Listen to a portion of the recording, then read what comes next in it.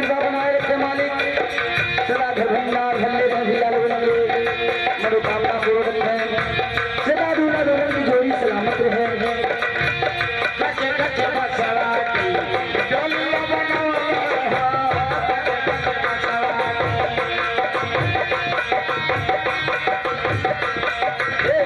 कच्चे कच्चे बसवा की डोलिया बनावे हो।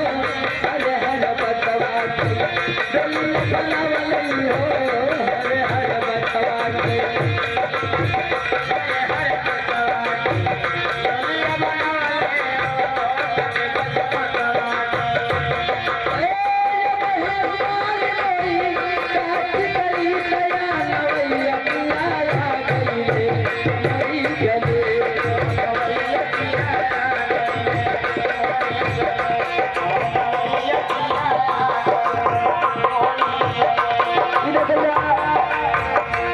सारा पुरस्कार भिक्षा के रूप में मिलेगा। जोगी के आशीर्वाद लगे बाबा की कृपा बनल रहे। सदा बाल बच्चा सदा सुखी सलामत रखे मालिक। फुलवारी हरी भरी रहे। घर भंडार भंडे रहे बाबा। सदा कमाई में बरकत रखे मालिक।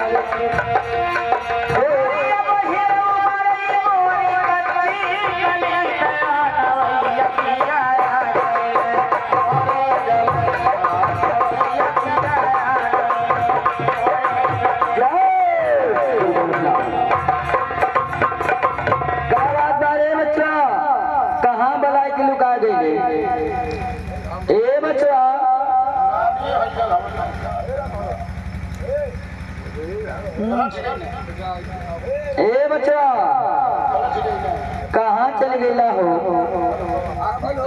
ए बच्चा ये बतावा। अरे गोली बाबा हमके बुलाए के आगे आगे तू कोलिया में से हेरा जात हुआ। हमें कुकुर काट ले तब का कर? अरे बाबा कुकुर काटी तब काहे लुकाए जात हुआ बचवा? ए बाबा लुकाई नाम ना लुका।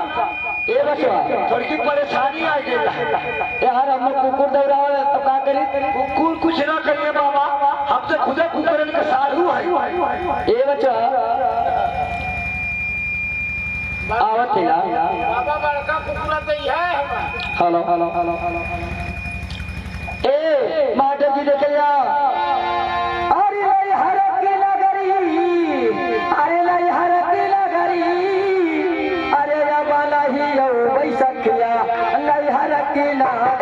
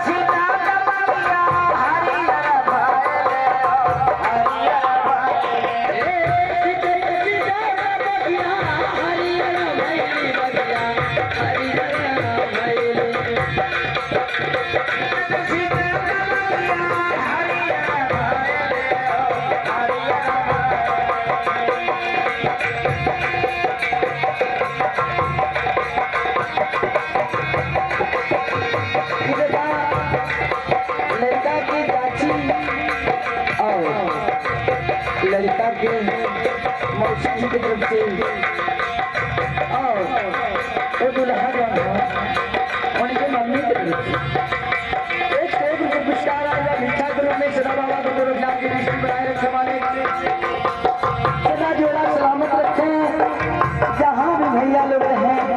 सदा कुछ हाजिर हैं परिवार की सलामत रहे, पढ़ाई लिखाई में ध्यान देने वाले और बाबा की कृपा बनल है भैया की। ई देखा दादाजी के तरफ से भिक्षा के रूप में मिल बा। दादाजी का कहना बा बड़ा निकल गत बा जोगी के रोल।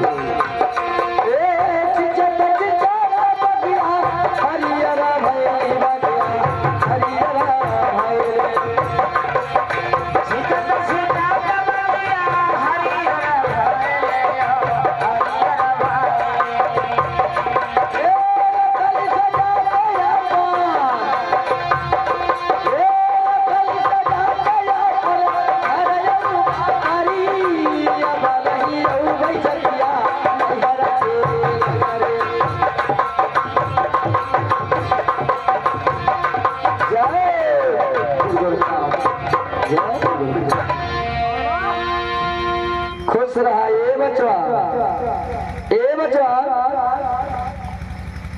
महाराज से कह दा अपने कि जोगी बाबा महल के अंदर आ गए। बड़े सरकार जोगी जी बाहर के अंदर आ गए हैं। बहुत अच्छी बात। जोगी जी के चरणों में राजन का प्रणाम। सदा सुखी रहिए राजन। आप अपने महल में बुलवाए और मुझे भिक्षा दीजिए, मुझे दूसरा द्वार देखना है। जोगी जी सब कुछ मिलेगा, पहले आप एक छोटी सी सुंदर भजन मुझे सुनाइए जिससे मेरी आत्मा और आनंद हो जाए।